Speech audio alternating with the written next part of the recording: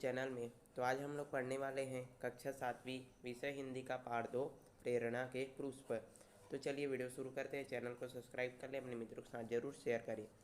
तो इसमें 3-4 ऐसी ऐसी कहानियाँ दी गई है जिससे हमको कुछ प्रेरणा सीखने को मिलती है। तो चलिए पढ़ते हैं। तो एक बूढ़ा आदमी जिसके बाल सफ़ेद हो गए थे ज़मीन पर कुछ खोद रहा था। तो चित्र में देख सकते हैं कि एक बूढ़ा आदमी है, तो वो जो है जिसके बाल क्या थे, सफ़ेद हो गए थे, वो जो है ज़मीन को खोद रहा था। तो एक नौजवान ने उस बुजुर्ग को परिश्रम करते देखकर पूछा, बाबा यह क्या कर रहे हो? तो वहीं पर एक नौजवान व्यक्ति आता है, चित्र में देखिए। तो वो जो है पूछता है उस बुजुर्ग व्यक्ति से, उस बूढ़े आदमी से पूछता है कि बाबा आप ये क्या कर रहे हो, आप जो है ज़मीन को क्यों खोद रहे हो? तो इस प्रकार से वो जो है उसको ज़मीन खोदते हुए देखता है और उसको पूछ लेता है। तो आम का पौधा रोप रहा हूँ, बूढ़े ने कहा।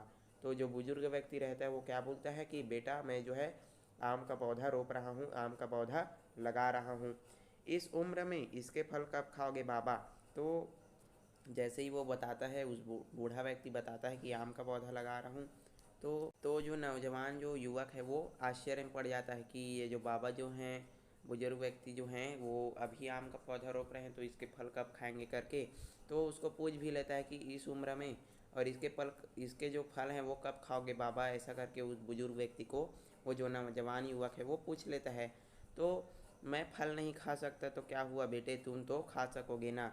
तो वो जो बुजुर्ग व्यक्ति है वो बोलता है कि मैं नहीं खा सकता तो क्या हुआ बेटे, मगर तुम तो खा सकते हो ना। तो इस प्रकार से वो जो बुजुर्ग व्यक्ति है वो उस नौजवान युवक को बोलता है, मेरे तुम्हारे नाती पोते तो खाएंगे, तो मैं जो ये जो आम का पौधा रोप रहा हूँ तो जब ये बड़ा होगा तो हम तो चले जाएंगे, लेकिन जब तुम तो खा सकते हो, तुम्हारे जो नाती पोते रहेंगे वो तो खा सकते हैं ना।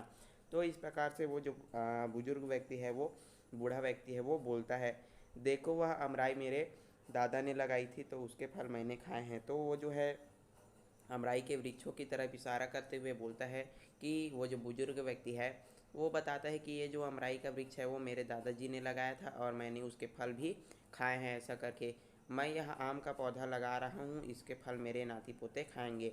तो वो जो बुजुर्ग व्यक्ति है, वो बूढ़ा आदमी है, वो बिना निस्वार्थ भाव के वहाँ पर जो है पौधा लगा रहा था और वो बोलता है कि मैं नहीं खा सकता तो क्या हुआ, मेरे नाती पोते तो इसके फल खाएंगे। तो इस कहानी से ये जो शिक्षा मिलती है कि ये जो बुजुर्ग व्यक्ति है, ये सीखने को मिलता है कि ये जो बुजुर्ग व्यक्ति है वो परोपकार की भावना के साथ जो है दूसरे लोगों को अच्छा मतलब रखने के लिए, दूसरे लोगों के लिए ये क्या कर रहा है, पौधारोपण कर रहा है।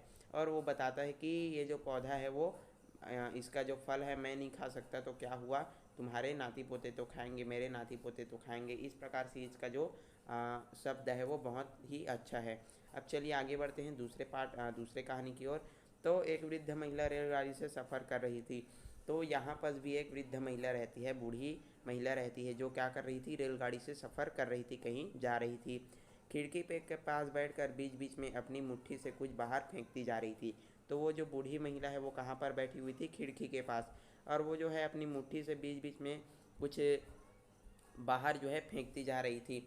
अब एक सहयात्री ने पूछा, यानी कि जो उसके साथ यात्रा कर रहा था, तो उसने पूछा कि यह आप क्या फेंक रहे हैं? तो उस बूढ़ी वृद्ध महिला से उस सहयात्री ने पूछा कि यह आप क्या फेंक रही हैं करके। तो उस महिला ने जवाब दिया, ये सुंदर फूलों और फलों के बीज है। तो उस महिला ने क्या बोला, उस बूढ़ी महिला ने क्या जवाब दिया कि ये जो मैं फेंक रही हूँ वो जो क्या है, सुंदर फूल और जो फल हैं उनके क्या हैं, बीज हैं। मैं इन्हें इस उम्मीद से फेंक रही हूँ कि इनमें से कुछ भी अगर जड़ पकड़ लेंगे तो लोगों को इनसे कुछ फ़ायदा होगा। तो वो जो महिला है वो इस उम्मीद से फेंक रही थी कि इस विश्वास से वो जो है उन बीजों को फेंक रही थी कि यदि इसका कुछ जड़ पकड़ लेगा तो आने जाने वाले लोगों को फ़ायदा मिलेगा। तो इस प्रकार से उस वृद्ध महिला की सोच थी।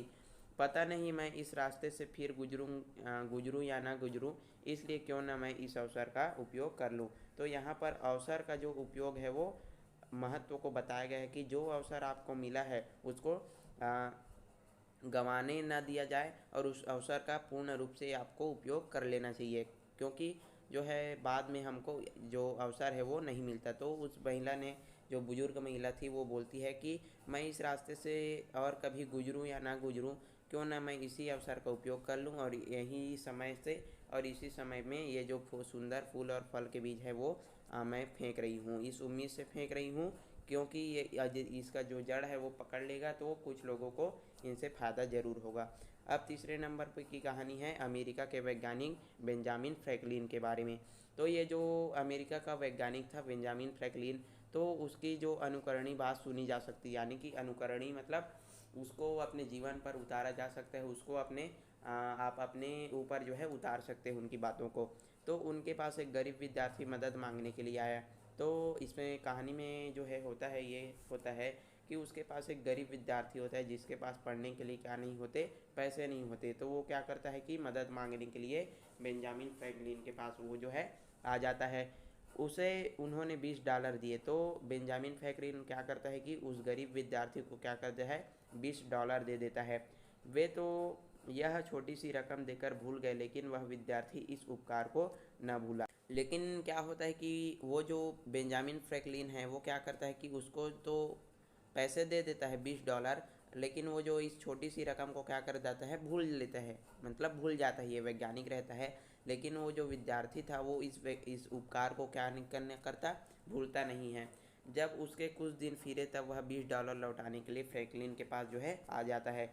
तो जब वो विद्यार्थी था वो अच्छे से पढ़ लिख जाता है और कुछ नौकरी वगैरह में उसके अच्छे दिन आ जाते हैं, तो वह उस $20 को लौटाने के लिए जिसके पास आ जाता है, उस वैज्ञानिक के पास, बेंजामिन फ्रैंकलिन के पास जो है पुनः आ जाता है उसके पैसे को लौटाने के लिए। $20 पैसे को मतलब लौटाने के लिए आ जाता है।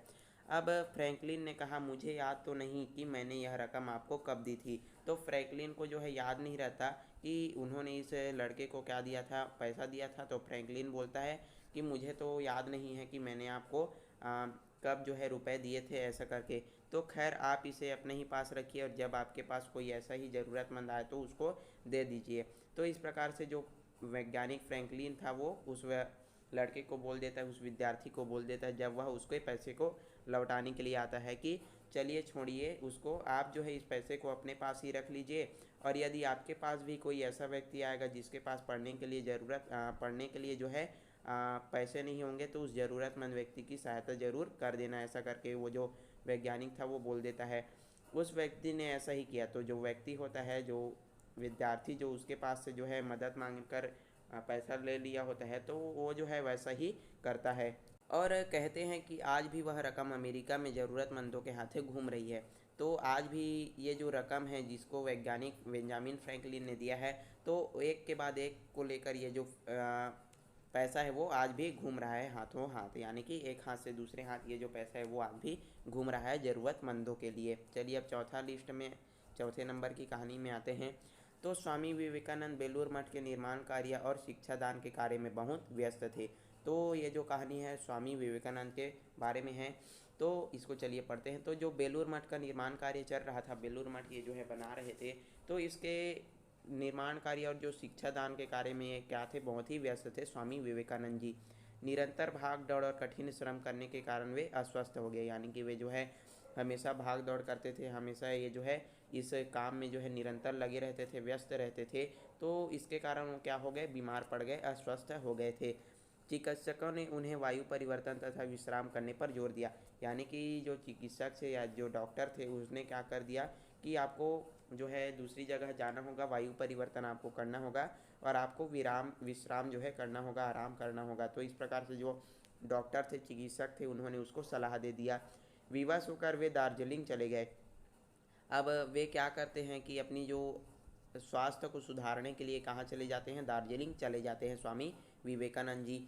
वहाँ उनके स्वास्थ्य में धीरे धीरे सुधार हो रहा था, तभी उनको समाचार मिला कि कोलकाता में प्लेग व्यापक रूप से फैल गया। तो जैसे जैसे वो दार्जिलिंग जाते हैं तो वहाँ पर उनका जो स्वास्थ्य है वो धीरे धीरे सुधार हो रहा था। लेकिन अचानक उनको क्या खबर समाचार मिला कि जो कोलकाता में है प्लेग व्यापक रूप से फैल गया, जो प्लेग बीमारी है वो बहुत अधिक मात्रा में फैल गया है करके।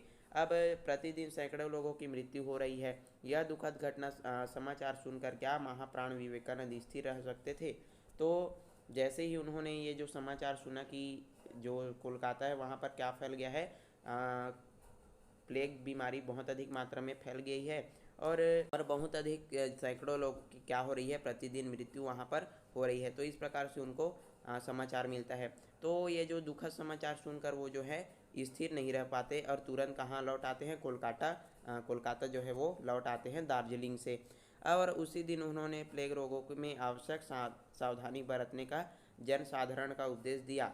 तो जैसे ही वो कोलकाता वापस लौटते हैं दार्जिलिंग से, तो जो है उन्होंने क्या किया कि उसके प्लेग रोग से आवश्यक सावधानी बरतने का क्या कर देते हैं, उपदेश देते हैं लोगों को। और अपने तमाम सन्यासियों और ब्रह्मचारियों को साथ लेकर वो रोगियों की सेवा में क्या हो जाते हैं, जुट जाते हैं, संलग्न हो जाते हैं। अब जैसे ही स्वामी विवेकानंद वापस आते हैं तो क्या करते हैं कि जितने भी उनके सन्यासी थे, उनके साथ काम करने वाले जो लोग थे, उनके साथ वे जो है मिलकर रोगियों की सेवा करने में जुट जाते हैं, लग जाते हैं। कोलकाता में भय तथा आतंक का राज्य फैला था। तो कोलकाता में इतना फैल चुका था प्लेग कि एकदम सभी लोग जो है डर गए थे। स्त्री पुरुष अपने बच्चों को लेकर प्राण बचाने के उद्देश्य से भागे जा रहे थे। तो जो जितने भी वहाँ के लोग थे वो अपने सभी बच्चों के साथ, अपने सभी सामानों के साथ वहाँ प्राण बचाने के लिए, अपने प्राणों को बचाने के उद्देश्य से छोड़ कर वो जो है जा रहे थे अपने घरों को। ब्रिटिश सरकार ने प्लेग रोग के बचाव से संबंध में कठोर नियम जारी कर दिया था। तो जो ब्रिटिश सरकार थी उस समय, उन्होंने क्या कर दिया था कि जो प्लेग के रोग से बचाव हेतु उसके संबंध में वो जो है कठोर नियम उन्होंने जारी कर दिया था। उससे लोगों में भारी असंतोष था। तो लोग जो है उनके जो इस नियम से क्या नहीं थे, संतोष नहीं थे। इस परिस्थिति का सामना करने की भारी चुनौती स्वामी जी के सामने थी। अब स्वामी विवेकानंद जी के सामने बहुत बड़ी समस्या खड़ी हो गई थी कि इस परिस्थिति का सामना वो किस प्रकार से करे करके। तो इस कार्य में जितने भी धन की आवश्यकता होगी वहाँ कहाँ से लाएगा, और इस बात की चिंता करते हुए किसी गुरु भाई ने स्वामी जी से प्रश्न किया। तो उसके जो शिष्य थे, उनके जो गुरु भाई थे, उन्होंने स्वामी जी से प्रश्न किया कि आप जो है इनकी सेवा करने के लिए बहुत सारे धन आप कहाँ से लाओगे। तो इस प्रकार से जो है उन्होंने उसके सामने, स्वामी जी के सामने जो है प्रश्न किया। स्वामी जी, रुपए कहाँ से आएंगे? स्वामी जी ने तत्काल उत्तर दिया, यदि आवश्यकता हुई तो मठ के लिए खरीदी गई जमीन बेच डालेंगे। तो जो स्वामी विवेकानंद जी थे उन्होंने क्या बोल दिया कि यदि हमको पैसे की आवश्यकता हुई तो जो हम बेलूर मठ निर्माण के लिए जो ज़मीन खरीदे हैं उसको भी बेच देंगे और इन रोगियों की क्या करेंगे, सहायता करेंगे। तो कितनी बड़ी बात हमको देखने को यहाँ पर सीखने को मिलती है। तो हजारों स्त्री पुरुष हमारी आंखों के सामने असहनीय दुख सहन करेंगे और हम मठ में रहेंगे। तो इस प्रकार से स्वामी विवेकानंद जी बोलते हैं कि लोग जो है दुखी रहेंगे और हम जो है मठ में अपना रहेंगे क्या करके। तो इस प्रकार से जो है वो बोल देते हैं, हम सन्यासी हैं, आवश्यकता होगी तो फिर वृक्षों के नीचे रहेंगे, भिक्षा द्वारा अन्न वस्त्र हमारे लिए पर्याप्त होगा। तो स्वामी विवेकानंद जी बोलते हैं कि हम तो ठहरे सन्यासी और चाहे तो हम वृक्षों के नीचे रह लेंगे, लेकिन इन बीमारी से पीड़ित व्यक्ति के लिए हम अपना मठ भी बेच देने के लिए तैयार हैं करके। और चाहे हम पर्याप्त जो है वृक्षों के नीचे रह लेंगे। अब जो है स्वामी जी एक बड़ी सी ज़मीन किराए पर ली और वहाँ की पर कुटिया निर्माण कर दी। अब स्वामी जी विवेकानंद जी क्या करते हैं कि एक बहुत बड़ी जगह क्या कर लेते हैं, किराए पर ले लेते हैं और वहाँ पर अपना कुटिया निर्माण कार्य जो है शुरू कर देते हैं। जाति व वर्ण विचार छोड़ असहाय प्लेग के मरीजों को वहाँ पर लाकर उत्साही कार्यकर्ता गण सेवा कार्य में रट हुए। तो वो जो है किसी भी व्यक्ति से भेदभाव नहीं करते थे, चाहे वह किसी भी जाति का हो, किसी भी वर्ण विचार का हो।